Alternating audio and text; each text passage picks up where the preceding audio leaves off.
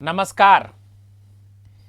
आज ऐसे मुद्दे पर चर्चा करने के लिए मैं बीएल मीना, राजस्थान विश्वविद्यालय के assistant professor doctor CV Yadav साहब, जो भारत में संवेदनशील मुद्दों के बारे में हमेशा पिछले 15-20 साल से विद्यार्थियों को समझाते रहते हैं, लेकिन आज ऐसा मुद्दा आपके बीच में हम लेके आए हैं। हर माता पिता अपने बच्चों के जन्म के समय ही सपने ले लेते हैं। हर माँ अपनी बेटी को जब स्कूल भेजती है तो सपने लेकर भेजती है। हर पिता अपने बेटा बेटी को जब कॉलेज स्कूलों में भेजते हैं तो उनके सपने गुथते हैं, लेकिन कभी कभार ऐसी स्थिति आ जाती है इस जीवन में कि पूरा परिवार ही बर्बाद हो जाता है। क्यों होता है ऐसा? इस तरह के संवेदनशील मुद्दों को आज जब हम देखते हैं तो सबसे महत्वपूर्ण मुद्दा जो निकल के आ रहा है, भारत के हर घर में ये कह लीजिए कि 100 में से 90% माँ बाप आज चिंता में डूब गए हैं कि उनका बेटा सही सलामत कोई अच्छा काम कर रहा है या नहीं कर रहा। भारत के 90-95% माँ बाप इस तकलीफ में आ गए हैं कि हमारी बेटी आज जहां गई है, क्या वो कहीं किसी बुरी लोगों की नजर में तो नहीं आ चुकी है। इस तरह का मुद्दा जो आपके सामने है वो है क्यों बलात्कार होते हैं, क्यों दुष्कर्म होते हैं, कौन से वो मूल कारण हैं जिनकी वजह से एक पल में पूरा जीवन नष्ट हो जाता है। तो जानिए एक एक पॉइंट से कि क्यों दुष्कर्म की प्रवृत्ति, क्यों ये बलात्कार की प्रवृत्ति, यहां तक कि 6 महीने की बच्ची, 1 साल की बच्ची या फिर 65 साल की माँ या फिर स्वयं की बहन या स्वयं की बेटी के साथ भी जब ये दुष्कर्म होते हैं तो देखने में आता है कि ये जीवन किधर जा रहा है। ये भारत की वो संस्कृति जो इतनी गौरवशाली है किधर जा रही है। जानिए और एक एक बात पर आज आपके सामने डॉक्टर सीवी यादव साहब जो विख्यात हैं संवेदनशील मुद्दों को बताने में, तो मैं सर से निवेदन करूंगा कि आज भारत के उन तमाम युवाओं को जो दिशाहीन हो चुके हैं, कौन से कारण हैं सर जिनकी वजह से आज इस तरह के बलात्कार दुष्कर्म बढ़ते ही जा रहे हैं। धन्यवाद सर। ये एक ऐसा मुद्दा है, आपने कहा संवेदनशील मुद्दों पर लिखते रहते हैं। जब संवेदनशील मुद्दों पर लिखते हैं तो आंकड़े सामने होते हैं, लेकिन जब घटना सामने आ जाए जी। और उस घटना में भी जो कल घटित हुई वो घटना सामने आ जाए, 16 साल की एक मूक बधिर बच्ची, विकलांग है, आप सोचिए, उनके स्तर पर जाके सोचिए। दुष्कर्म होता है वो एक बात है, दुष्कर्म के बाद जो क्या घिनौनी हरकत हुई है, उस मानसिकता को, उस घटना को सुनने के बाद में, उसको महसूस करने के बाद में, मैं सच बोल रहा हूँ कि रात भर कई लोगों से बात की है मैंने, नींद आना मुश्किल हो गया। और ये क्या होता है कि हम बार बार इनके प्रति सुन करके हमारी संवेदना समाज की खत्म हो गई है। महसूस करके देखिए उस बच्ची के स्तर पर, उनके माँ बाप के स्तर पर, क्या इस तरह की समाज को हम स्वीकार कर सकते हैं क्या? या हम सभ्य समाज कहलाने लायक है क्या? ये समाज कोई और तो नहीं बनाया, ये समाज हमने ही तो बनाया है। तो आखिर इन सब में जिम्मेदार आप और हम भी तो है कहीं ना कहीं, क्योंकि ये समाज हम सब लोग मिलके बना रहे हैं। बिल्कुल। और किस पे आप कहाँ देखे, आप धार्मिक पुरुषों को, संतों को देखे, वहां ऐसी घटनाएं घटित हो रही है। आपने जिक्र किया 6-6 माह की बच्चियों के साथ, 6-6 माह की जो बच्चियां हैं उनके साथ में ऐसी घटनाएं हो रही है। कुछ दिन पहले जम्मू कश्मीर में एक मंदिर के अंदर 8 साल की बच्ची के साथ क्या हुआ और फिर कैसे जो है जो उसको मार दिया गया था, वो घटना थी। वो उद्वेलित हुए थे, हम सड़कों पर उतरे थे। हाथरस की घटना अभी थोड़े दिन पहले की है। नहीं है, जो पूरा देश उथल पुथल हुआ जिस समय निर्भया का हुआ और कहा कि फांसी दे दो। क्या ये कोई समाधान है कि, क्योंकि समाज का तो एक गुब्बार होता है। थोड़े दिन पहले एक दुष्कर्मी को जो है पुलिस ने जो है तमिलनाडु के अंदर जब उन पे मार दिया तो समाज उस पे जश्न मनाया। लेकिन ये विकृतियां है क्या? कोई गहरे से सोचने के लिए तैयार है क्या कि समाज अपने आप को भी उसके लिए जिम्मेदार मान रहा है क्या? तो सच में बात करना इन पे और इसका विश्लेषण करना, कोई एक्सपर्टीज देना, ये अलग बात है, लेकिन कोई इसे महसूस करके देखे तो शायद आप इस समाज में अपने आप को गुनहगार समझते हो, क्योंकि हम सब लोग भी उसके हिस्से हैं। बिल्कुल बिल्कुल। और ये सहन नहीं होती है बातें, ये बोली नहीं जाती है। सच में हम तमाम मुद्दों पे बात करते हैं बेखौफ होकर के, बिल्कुल अलग अलग तरीके से, बिल्कुल कॉन्फिडेंस से बात करते हैं, लेकिन शायद ये एक ऐसा मुद्दा है जिसमें कॉन्फिडेंस ही नहीं रहता हमारा। बिल्कुल सही बात है। सर ने यहाँ ये कहा है कि चाहे कश्मीर हो, चाहे कन्याकुमारी हो, चाहे त्रिपुरा हो, चाहे जैसलमेर हो, कोई घटना जब इस तरह की घटती है तो पूरा भारत का, जिसे हम सब समाज कहते हैं, पीड़ा होती है। ये मान के चलिए घटना एक है, लेकिन करोड़ों लोग नींद से जाग जाते हैं। सर आपको अब ये बताने वाले हैं, हम ये चर्चा करने वाले हैं आप सबसे कि ऐसा क्यों होता है। नहीं, मैं इसमें एक चीज आपकी मैं यही जोड़ रहा हूँ। जी सर। क्या ये किसी घटना के बाद हम एक साथ उफान ला करके या सोशल मीडिया पे या दूसरी जगह इसको इतनी सीरीज कर लेते हैं, ये ठीक थोड़ी है। इस पे गहरा चिंतन होना चाहिए कि आखिर वजह क्या है, वजह क्या, मूल क्योंकि कारण मूल क्या? कारण तक आपको पहुंचना पड़ेगा, आपको सोचना पड़ेगा कि वजह क्या है। और पूरा समाज मिलकर के सामूहिक प्रयासों से होगा। ये किसी सरकार पे जिम्मेदारी डाल दे तो भी मैं नहीं कहता कि अकेली सरकार कुछ करेगी, प्रशासन कुछ करेगा। हम सब लोगों को भी, मुझे लगता है कि इसमें हिस्सेदारी निभानी चाहिए। हम सब लोगों को भी सोचना पड़ेगा कि कारण क्या है। निश्चित रूप से हर व्यक्ति का दायित्व बनेगा इसमें। जी सर। आप कुछ बोल रहे थे, आगे बात को बढ़ाइए। सर ने कहा कि मूल कारण क्या है, तो निश्चित रूप से आप जानना चाहते हैं कि वो कौन से मूल कारण हैं। कानून बना हुआ है, सब कुछ है, फांसी भी दी जाती है, लेकिन ठहराव नहीं आ रहा, कहीं सुधार नहीं दिखाई दे रहा। सरकारों के प्रयास अच्छे हैं, पुलिस प्रशासन के प्रयास अच्छे हैं, एनजीओ के प्रयास अच्छे हैं, पढ़े लिखे शिक्षित लोगों के प्रयास अच्छे हैं, फिर भी ठहराव नहीं आ रहा। ये बात और भी ज़्यादा जा रही है। तो सर आप मुझे ये बताइए, हमारे दर्शक, हमारे विद्यार्थी, हमारा भारत का सब समाज ये सुनना चाहता है, ये जानना चाहता है कि वो मूल कारण कौन कौन से हैं जिनकी वजह से ये दुष्कर्म और बलात्कार बढ़ते ही जा रहे हैं। देखिए, एक तो हमने जो सर्टिफिकेट दे दिया ना, ये कि सब लोग अच्छे काम कर रहे हैं जी, ये ठीक नहीं है। कुछ कंट्रोवर्सी मैं आपको बताता हूँ। केरल में सबसे ज़्यादा साक्षरता और शिक्षित राज्य माना जाता है। जी, केरल दुष्कर्म के मामले में तीसरे नंबर पर आता है। बिल्कुल। इसका मतलब शिक्षा और ये दुष्कर्म का अगर आप संबंध देखो कि शिक्षित समाज हो जाएगा तो ये कम हो जाएगा, ये डेटा जो है वो कहीं ना कहीं विरोधाभासी है। राजस्थान तो वो संस्कृति जहाँ मतलब सबसे ज़्यादा स्त्रियों की पूजा करना गौरवपूर्ण संस्कृति, हम गर्व करते हैं, बाहर जाते हैं। राजस्थान इसमें सबसे ऊपर आ रहा है। दिल्ली तो पूरे दुनिया में सबसे जहां समागम होता है, दिल्ली दूसरे नंबर पर है।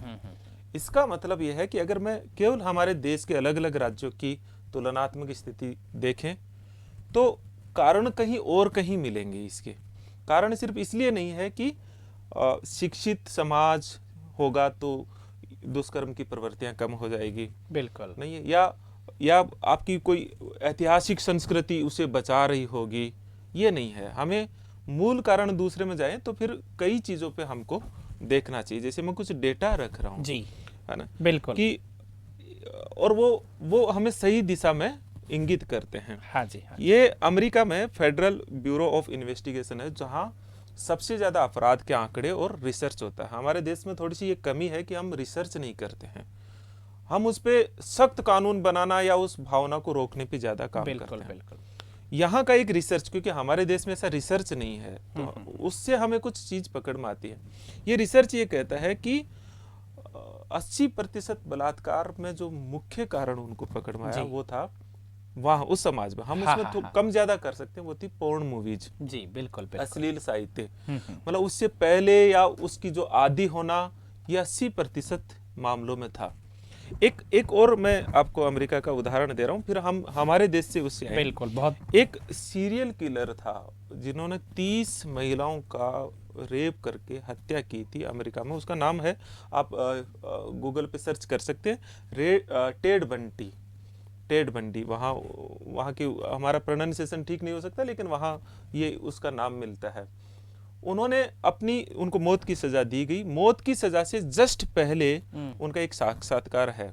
आपको पता हो हर किसी को कि जब किसी व्यक्ति को पता है कि कल मुझे मौत की सजा है और कोई नहीं बच सकता, उस समय इंसान बहुत सच बोलता है। बिल्कुल बिल्कुल बिल्कुल। उनकी बातों को वो अंतिम शब्द कहते हैं कि अगर मैं ये पोर्न मूवी और साहित्य नहीं देखता तो मैं ये नहीं बनता। मतलब उन्होंने ये इस बात को स्वीकार किया कि इस व्यक्ति को बनाने में, क्योंकि अलवर में जो घटना घटित हुई वो कोई दूसरे समाज के नहीं है, उन लोगों को हम सीधे जिम्मेदार ठहरा दे या उनको मौत की सजा दे दे, इससे पहले इस समाज को और हमको ये सोचना पड़ेगा कि उनको ये बनाया भी तो हम ही ने है ना। तो इसका मतलब ये देखिए कि ये क्या कह रहा है कि मुझे किसने बनाया, उसने स्वीकार किया कि इस साहित्य ने बनाया। बिल्कुल। तो तमाम कारण है। कानून, सख्त कानून का अभाव, अब तो मुझे लगता है उस पर भी ज्यादा आरोप नहीं लगा सकते, क्योंकि सख्त कानून बने हैं। सख्त है। निर्भया के बाद में कानून बहुत सख्त बना।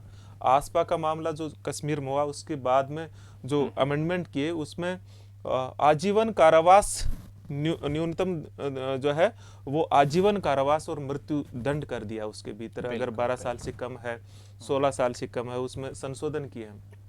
मृत्यु दंड तक के मामले इसमें है। बेल भी नहीं होती है, आईपीसी की धारा 376 नॉन बेलेबल कर रखी है। सब चीजें हैं, मतलब सख्त कानून हमारे पास में है। हाँ, इसकी प्रशासनिक क्रियान्विति में निश्चित तौर पर ही कमियां है, इसके जुडिशियल प्रोसेस में निश्चित तौर पर ही कमियां है। लेकिन सबसे बड़ी चीज जो रूट कोज है, नहीं है, ये जो निर्भया का मामला था, रेप और रेप के पश्चात जो घिनौनी हरकत, ये अलवर की बच्ची के मामले में जहां वेजाइना और रेक्टम दोनों आपस में मिल गए, मलमूत्र, क्या मतलब ये, इसे आप इसे घिनौनी मानसिकता तो नहीं कह सकते। इनमें किस हद तक दिमाग के भीतर इनका डिजाइनिंग हुई होगी, ये जो लोग इसको अंजाम दे रहे होंगे। तो ये जो मूल कारण में आ रहा है, वो आ रहा है कि समाज के भीतर ऐसा साहित्य, ऐसी चीजें लगातार और इतनी ज्यादा मात्रा में जा रही है कि वो लोगों के दिमाग को बिल्कुल सेट कर रहा है, बिल्कुल इस हद तक बर्बाद कर रहा है। मैं कह रहा हूं कि इस हद तक बर्बाद कर रहा है।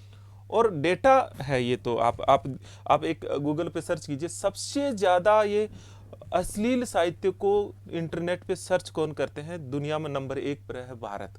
मतलब ये हमारी मनोवृत्ति दिखाती है, ये हमारे समाज की मनोवृत्ति दिखाती है। तो बहुत सारे कारण है, लेकिन मुझे जो समझ में आता है, मेरी जितनी समझ है उसमें हमारा अश्लील साहित्य और ये जो उपलब्ध हो गया ना, सबके हाथ में उपलब्ध होना, और उस पर कोई सेंसरशिप नहीं है, एक बहुत बहुत बड़ी वजह है। एकमात्र वजह तो नहीं है, लेकिन बहुत बड़ी वजह है। दूसरा कारण, सर ने आप सबकी आंख खोल दी है कि शिक्षा, यदि शिक्षित समाज हो जाएगा तो बहुत सारे अपराध रुक जाएंगे। ऐसा नहीं हुआ है। अमेरिका का रिसर्च कह रहा है, केरल के आंकड़े कह रहे हैं कि एकमात्र शिक्षा ऐसी नहीं है कि दुष्कर्म और बलात्कार रुक जाएंगे। तो मूल कारण कौन सा है? मूल कारण, प्रिय विद्यार्थियों, दोस्तों, साथियों, मूल कारण आया हमारे हाथ में। जिस उद्देश्य से हमने मोबाइल खरीदा था, उस मोबाइल में आपको इतना सस्ता एक ऐसा ज्ञान पेश किया गया, तुम समझ रहे थे कि ये हम वैसे ही मनोरंजन के रूप में देख रहे हैं, लेकिन आपको पता नहीं चला कि वो साहित्य, वो पॉर्न फिल्म जो आप देख रहे हैं, आप उनमें डूब गए और जीवन को बर्बाद कर लिया। देखते रहिए लगातार। एक पॉइंट आपने देखा है, कौन सा पॉइंट है? साहित्य और पॉर्न फिल्म जो शिक्षित लोग ज्यादा उसको ढूंढ रहे हैं। दूसरा कारण जी सर। जी एक इस चीज में मैं बिल्कुल ऐड करूंगा, शिक्षा प्राप्त करना और शिक्षित होना, इन दोनों में बहुत बड़ा फर्क होता है। बिल्कुल बिल्कुल बिल्कुल। कोई एजुकेशनल शिक्षा प्राप्त करने से शिक्षित नहीं होता है। शिक्षित होना उसके भीतर मानवीय मूल्यों के संस्कारों का प्रकट होना होता है, और इनकी गिरावट ही मेन वजह है। ये हमारे देश के भीतर ऐसा क्योंकि सबसे ज्यादा हम ये देख रहे हैं। तो इसका मतलब है कि हमारा इंटरेस्ट जो वैल्यूज का है वो इधर डेवलप हुआ है। किधर जा रहे हैं हम, क्या देखना चाह रहे हैं? दो तीन चीजों पे और ध्यान आकर्षित करेंगे हम।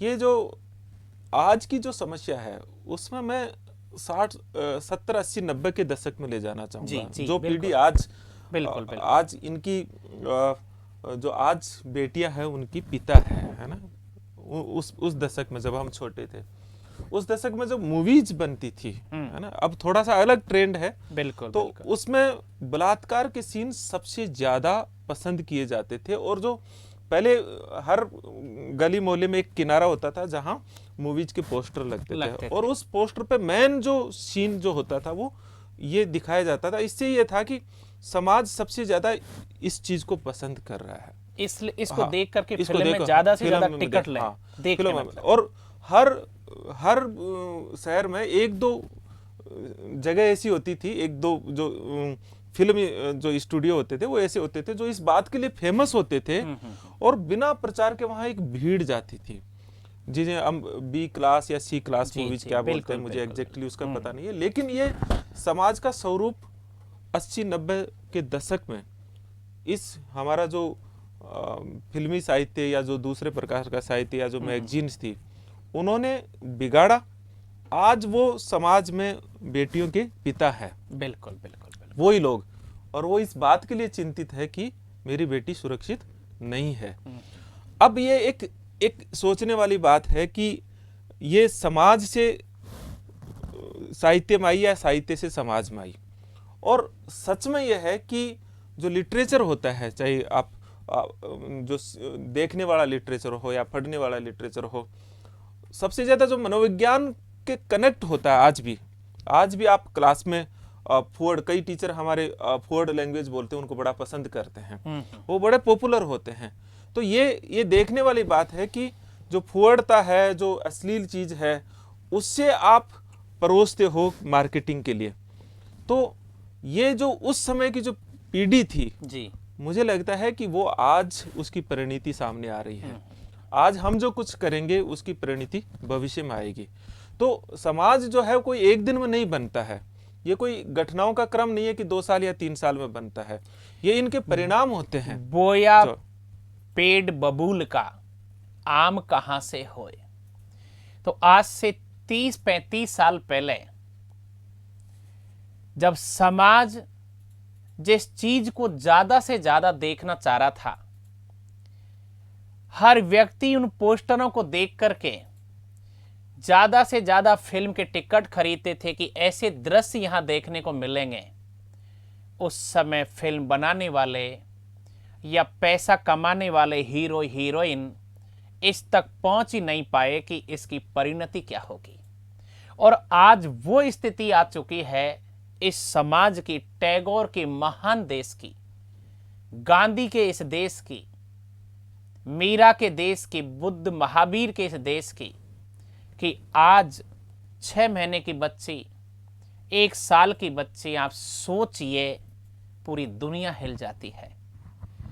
साहित्य आया, उसके बाद पॉर्न फिल्म आई, ये बड़े सस्ते हाथ में उपलब्ध होते गए, और आज इसका परिणाम इतना विभत्स हो गया कि हर इंसान हिल चुका है। देखते रहिए अगले पॉइंट कौन कौन से जहां आप सुनना चाहते हैं, आप जानना चाहते हैं सर। तीसरा महत्वपूर्ण कारण है कि जिनको हमने रक्षा की जिम्मेदारी संभलाई है, 2 मुख्य पॉइंट है। कानून पॉलिसी बना देते हैं हम, पार्लियामेंट से बना देते हैं, लेजिस्लेचर से बना देते हैं, और मुझे लगता है कि भारत के जो सख्त कानून है ना, दुनिया में आप तुलनात्मक अध्ययन कर लो, अभी जो ये 2018 का जो चेंजेस हुआ और निर्भया के बाद में चेंजेस हुआ, उसमें उसमें सख्ताई में कोई दुनिया के सख्त कानूनों में हमारे पास सख्त कानून है। अभी थोड़े दिन पहले जया बच्चन जो सांसद है राज्यसभा की, उन्होंने कहा कि बलात्कारियों को सड़क पर खुलेआम जो है उनकी मॉब लिंचिंग कर देनी चाहिए और इसके समर्थकों की कमी नहीं है। अभी आप सर्वे करवा लीजिए। बिल्कुल बिल्कुल, है ना। ये सच मायनों में अपने ऊपर से जिम्मेदारी टालना जैसा है। मेरी बात से ज्यादातर लोग सहमत नहीं होंगे इस बात से, लेकिन ये जिम्मेदारी मुख्यतः किन दो पक्षों पर है? एक है पुलिस सिस्टम और दूसरा है जुडिशरी सिस्टम। जी जी। मैं सबसे ज्यादा ध्यान आकर्षित करवाऊं, अगर आप देखें तो वो हमारा है बर्बाद पुलिस सिस्टम। मुझे बहुत सारे पुलिस वाले इस बात से कहते हैं, लेकिन आप ब्रिटेन की पुलिसिंग की अध्ययन करो। आप क्या होगा कि केवल हम हमारी तरफ देख के हम चीजों को नहीं देख सकते। आज पुलिस के भीतर महिला विरोधी गालियां मतलब आम है।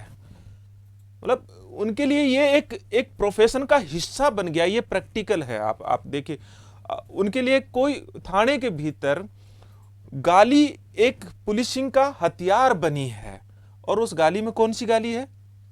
जो महिला विरोधी गालियां हैं, जिसमें तमाम तरह का अश्लीलता है, और उसको हमने हमारे सिस्टम में स्पेस दे रखा है।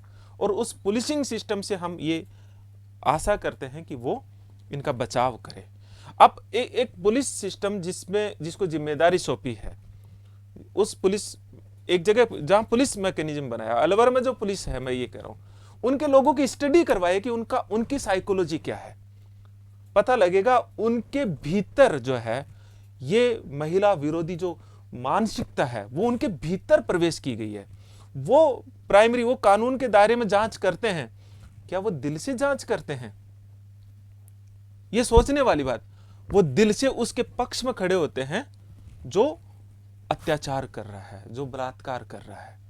सर बार बार ये अलवर वाला जो एरिया है, हाँ, इस पे मैंने काम किया। हाँ। क्यों हो रहा है कि जैसे हम मारवाड़ देख रहे हैं, मेवाड़ देख रहे हैं, हाड़ौती देख रहे हैं, ढूंढाड़ देख रहे हैं, कि अलवर वाला जो एरिया है पिछले समय से इतना सेंसिटिव होता जा रहा है? इसका कोई कारण है? कारण मुझे मिला कल मैंने शायद 6 या 7 कॉल किए अलवर के लोगों को, जो थोड़ा सा मैं समझता हूँ कि एक बौद्धिक वर्ग का प्रतिनिधित्व करते हैं। उनसे जानने की कोशिश की, आपके एरिया में ऐसा क्या है। मुझे बहुत गहरे शुरू में नहीं बताया, लेकिन 2 चीजें मैन वहाँ 3 चीजें मुझे मैन मिली। एक तो जो मुझे बताया कि ये एनसीआर एरिया में आया है, उसके बाद में जो उनकी जो लोगों के पास पैसा आया है, हाँ, जमीन। और चूंकि पैसा 2 तरह से है, मेहनत से पैसा आना और ये जो प्रॉपर्टी और इस तरह से जो पैसा आता है उसका बड़ा फर्क होता है।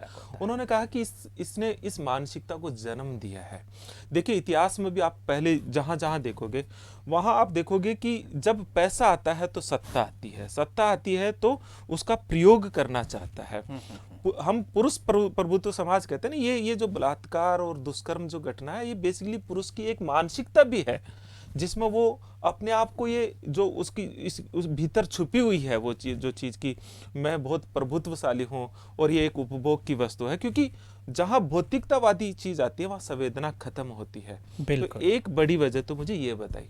दूसरी बड़ी वजह वहां का सोशल स्ट्रक्चर बता रहे हैं कि वहाँ ये जो पूर्वी इलाका है वहाँ मेव और गैर मेव का जो भेद जो उन्होंने मुझे बताया है, मैं वही बात प्रस्तुत कर रहा हूँ। सच्चाई कितनी है इस पर और स्टडी करने की जरूरत है। समाज का एक स्पष्ट विभाजन है, उसमें एक दूसरे के प्रति नफरत है। मतलब इंसान से इंसान के बीच में ये हो गया कि ये इस समाज का तो इसको सबक सिखाने का एक हथियार। इतिहास में भी आपने देखा होगा कि किसी समाज को सबक सिखाने का हथियार क्या यूज लिया। आज भी मैं देख रहा था कल एक जो फिल्म स्टार, फिल्म की जो एक नायिका है जो जनरली देश के मुद्दों पर बोलती है प्रमुखता से, है ना, आप देख सकते हो, कोई ज्यादा नहीं है क्योंकि उन्होंने खुद ने कमेंट किया, स्वरा भास्कर। उसके ऊपर एक जो है धर्म विशेष के लोगों ने जो एक वीडियो बनाया है, उसमें जो प्रतीकों का इस्तेमाल किया है वो पूरा यह है कि क्या सबक सिखा सकते हैं हम। ये बुल्ली बाई ऐप और ये अभी जो मामला चला है, ये एक समाजों के बीच में जो नफरत पनपी है, इस नफरत ने आज इस समस्या को जन्म दिया है। और इस अलवर के भीतर मुझे जो लोगों ने बताया और मैंने जितना स्टडी की है उसमें एक प्रमुख कारण निकल के आया है। तीसरी और कारण है कि ये जो समाज, ये जो यहाँ की संस्कृति है, वो पहले से ही पुरुष प्रधानता में ज्यादा रही है। यहाँ ध्यान देने वाली बात है प्रिय विद्यार्थियों, दोस्तों, साथियों, पुरुष अपने आप को शक्तिशाली और बलशाली समझ रहा है। सर ने कहा ये बलशाली नहीं है, शक्तिशाली नहीं है, ये तो निर्बलता है, कायरता है। जहां कायरता और निर्बलता है, जैसे कैसे कि किसी को नीचा दिखाना। एक महिला अकेली है और आप 10 पुरुष हैं, आप गैंग रेप कर रहे हैं। कभी आज तक भारत में हमने ये नहीं देखा कि एक पुरुष ने 10 महिलाओं के साथ में दुष्कर्म अपराध कर दिया। क्यों? क्योंकि ये पुरुष समाज जो है यहाँ ये साबित कर रहा है कि ये महिला जो है ये एक तरह से भोग विलास की वस्तु समझ लिया। उसे कैसे नीचा दिखाना है, उसके साथ कैसे इस तरह से महसूस कराया है कि हम उच्च श्रेणी के हैं, हम इसे कैसे प्रताड़ित करें, ये बात निकल के आ रही है। यहाँ पर नस्ल भेद वाली बात भी लग जाती है कि किस तरह से एक व्यक्ति, किस तरह से एक जाति, किस तरह से एक समाज का विखंडन होता जा रहा है। सर ध्यान दिला रहे थे आपको कि पुलिस यहाँ क्यों कमजोर हो रही है। कहीं ऐसा तो नहीं है कि आपने कहा कि पुलिस से अपने आप को महिला विरोधी गाड़ियां दे रही है। हो सकता है कि वो जो व्यक्ति है, पुलिस का कोई भी व्यक्ति है, वो गाड़ी दे रहा है और उसका सम्मान बढ़ रहा हो। थाने में कहीं ऐसा तो नहीं है कि जो ज्यादा गाली दे रहा है उसका कहीं सम्मान बढ़ रहा हो और उसको लग रहा है कि ये मेरी योग्यता का हिस्सा हो गया है। देखिए, हमें इस चीज को समझने के लिए कि दुनिया में भारत पुलिस के मामलों में, पुलिसिंग के मामलों में सबसे नीची रैंक में आता है। इंटरनेशनल ट्रांसपेरेंसी की जो रिपोर्ट है, चूंकि आप विश्लेषण की बात करते हो तो फिर मैं आंकड़ों से बात करूंगा, उसमें भारत में सबसे ज्यादा करप्शन पुलिसिंग सिस्टम में बताया गया है। इसका मतलब ये तो है नहीं कि जो पुलिसिंग का मॉडल है वो कोई हमारा बहुत खूबसूरत मॉडल है। पुलिस की अपनी एक प्रॉब्लम है, जायज प्रॉब्लम है कि उनके पास बहुत ज्यादा काम है, मतलब उनको छुट्टियां नहीं मिलती है, उनकी स्थिति बहुत ज्यादा बुरी। वो तमाम शिकायतें जो पुलिस की है, पुलिस सिस्टम की है, उनसे मैं सहमत हूँ। लेकिन पुलिस का जो मॉडल और जो कल्चर है, वो कल्चर तो पुलिस सिस्टम ने डेवलप किया ना। अब आप इसकी तुलना ब्रिटेन की पुलिस से कीजिए। ब्रिटेन में स्कूल पुलिसिंग है, मतलब वहां पुलिस को एक दोस्त समझा जाता है। यहाँ आज आपकी बाइक या गाड़ी रोक लेता है पुलिस वाला, तो आप देखिए कि भाव क्या होगा आपका। उस समय जो धड़कने जो तेज होती है, अगर किसी पार्क के अंदर कोई 2 लोग बात कर रहे हैं और पुलिस आ गई तो सुरक्षा की बजाय एक डर का भाव, ये क्यों है? इसका मतलब है, जबकि मैंने ब्रिटेन का उदाहरण दिया, स्कूल पुलिसिंग, वहां पुलिस और जनता का संबंध स्थापित करने के लिए स्कूल लेवल पे, प्राइमरी लेवल पे पुलिस और स्कूल को आपस में कनेक्ट कर दिया जाता है ताकि बच्चे में पुलिस के प्रति अपनापन हो। बिल्कुल बिल्कुल, ये अपनापन का भाव हो। हमारे यहाँ देखा है कभी स्कूल पुलिसिंग?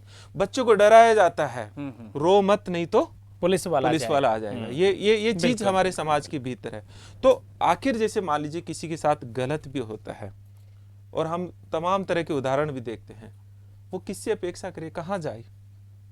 इसका मतलब आप देखिए कि जो दुराचार कर रहे हैं, जो अपराध कर रहे हैं, उनके हौसले बुलंद हो रहे हैं। मैं फिर उस बात पे दोबारा ध्यान दिलाना चाहूंगा। मैं एक बीच में रोक रहा हूं सर को। सर ने साहित्य पर आपको ध्यान आकर्षित कराया, आपका पोर्न फिल्मों पे ड्यान आकर्षित कराया, पुरुष प्रधान समाज का ध्यान। सर मैं ये और कहना चाह रहा हूं, क्या कहीं नशा जो है, ड्रग्स है, शराब है, इसका भी कोई रोल है या नहीं? ये तो रोल ही है। ये एक एग्जाम्पल था कि ज्यादातर ये जो दुष्कर्म किए गए हैं उनमें एक स्टडी है, मुझे एग्जैक्ट स्टडी का नहीं पता, लेकिन 90% दुष्कर्म से पहले नशा किया गया है।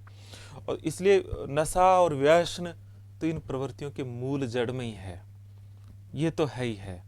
और आपने सुना प्रिय विद्यार्थियों, युवा साथियों, दोस्तों, हम शिक्षक होने के नाते आपसे बार बार पहले भी कहते रहे हैं कि नशा, जिन विद्यार्थियों का जीवन उनके हाथ में किताब होनी चाहिए, उनके हाथ में पेन रजिस्टर होने चाहिए, उनके हाथ में बियर और दारू की बोतल देखने को मिल रही है। भारत का वो तमाम विद्यार्थी जो हमें देख रहा है, हमें सुन रहा है, आप कुछ समय जब आपका निश्चित जीवन होता है 18 साल से 26 साल के बीच, या ये कह लीजिए सर 16 साल से 26 साल का, ये 10 साल का जो बीच का समय है हमारे जीवन का, 10 साल जो है यही हमारा कैरियर है। यहीं से हम कैरियर बनाते हैं। आप साहित्य से, पोर्न साइटों से, नशाखोरी से एकदम जब दूर हो जाएंगे, निश्चित रूप से आप और समाज को विभाजन करने वाली जो बातें हैं उनसे, नस्ल भेद, जो धार्मिक संप्रदायवाद, जो हमको दंगाई बनाते हैं, बिल्कुल, मैं कई बार बिल्कुल, कहता हूं, बिल्कुल। उन सब से, क्योंकि वो भी हमारी इन सब प्रवृत्तियों को मानसिक प्रवृत्ति को वो करती है। अपने आप को पुरुष शक्तिशाली समझता है। जाति का बहुत बड़ा असर है इस देश में। जी सर, नशे के बारे में चर्चा चल रही थी, इसके बारे में और भी कोई पॉइंट और बताइए जो लोग सुनना चाहते हैं, देखना चाहते हैं। पॉर्न फिल्म हो गई, साहित्य हो गया, नशा हो गया, 90% जितने भी बड़े दुष्कर्म हम देख रहे हैं, जितने भी बलात्कार देख रहे हैं, सर ने ध्यान आकर्षित कराया है, 90% आंकड़े ये कह रहे हैं कि ये सब कुछ घिनौनी हरकत, घिनौनी हरकत ये शब्द है, इसकी कोई परिभाषा ही नहीं हो सकती। वो मनुष्य हो ही नहीं सकता, वो मानव है ही नहीं है। ये शरीर जो है वो राक्षस प्रवृत्ति का है। किस तरह की घिनौनी हरकत, अर्थात वो तो मार रहा है, जो उसको जैसा अच्छा लग रहा है वो ही कर रहा है। इसके पीछे मूल कारण आया कि वो शरीर नहीं है, वो मस्तिष्क नहीं है, वो इंद्रियां ही नहीं है, वो नशा में इतना डूब चुका है वो इंसान, उसे पता नहीं है मैं क्या कर रहा हूं। जी सर। सिर्फ नशा में ही नहीं, इसे महसूस करके देखिए। ये हम कहते हैं कि ये समाज ने महिलाओं को वस्तुवादी प्रवृत्ति में बदला। वस्तु से भी इतना दुराचार और इतना बुरा व्यवहार तो नहीं करते। हमें सोचना पड़ेगा, ये बात सिर्फ वस्तुवादी वाली बात नहीं है। जी बिल्कुल बिल्कुल। इस मस्तिष्क के भीतर इतनी गहरी नफरत और इतनी गहरी दुराचार प्रवृत्तियां भरी गई है, वो बाहर आ रही है। ये समझने की जरूरत है। वो कोई कैसे दुराचार करना, सामूहिक रूप से दुराचार, फिर जो अलवर की घटना है, कोई फट के रोंगटे खड़े होते हैं, ये इंसान थोड़ी कर सकते हैं, ऐसा तो जानवर भी नहीं करेगा। आपने कभी जानवरों के बीच भी देखा होगा, उनके कभी ऐसा देखा है कि मारना पीटना होता है, लेकिन कहाँ मार पीट रहे हैं, उनकी प्रवृत्ति किस जगह जा रही है, उस जगह खुल के बात करने की जरूरत है। मुझे लगता है कि ये एक बहुत ही विकृत मानसिकता, एक तरह से हम इसे मनोविकृति मान सकते हैं इसे। तो हमारी प्रवृत्ति तीन चार कारण आए। एक कारण जो जनरली जिसपे हम, चूंकि हम समाज पे ज्यादा बात कर रहे हैं, जुडिशरी प्रोसेस में अभी जो नया कानून बना 2018 में, उसमें ये प्रावधान किया गया कि 2 महीने के भीतर ट्रायल खत्म होना चाहिए, और कोई अगर अपील करते तो उसकी पूरी हियरिंग 6 माह में होनी चाहिए। शायद ही किसी केस में इस बात का इम्प्लीमेंटेशन होता है। हमें जुडिशरी प्रोसेस को स्ट्रॉन्ग करना होगा। और दूसरा, सच मायनों में राजनीति की कोई इच्छा शक्ति नहीं है, हमारी पॉलिटिकल क्लास की कोई इच्छा शक्ति नहीं है कि वो एक सुरक्षित समाज दे।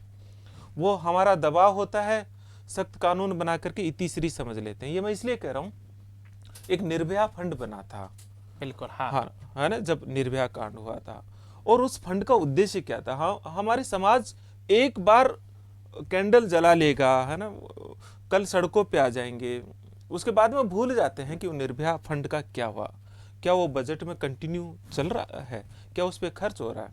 उस निर्भया फंड का ऑब्जेक्ट क्या था? जगह जगह सीसीटीवी कैमरे लगाना, पुलिस में रिफॉर्म करना, महिला पुलिस की संख्या बढ़ाना, महिला पुलिस थानों की संख्या बढ़ाना, पुलिस थानों की जो है डिजिटलीकरण करना, वहाँ कैमरे लगाना, और तमाम तरह के जो है काम करना। और सबसे बड़ी बात मैंने देखी है कि महिला सुरक्षा के संदर्भ में रिसर्च कहाँ है इस देश के भीतर?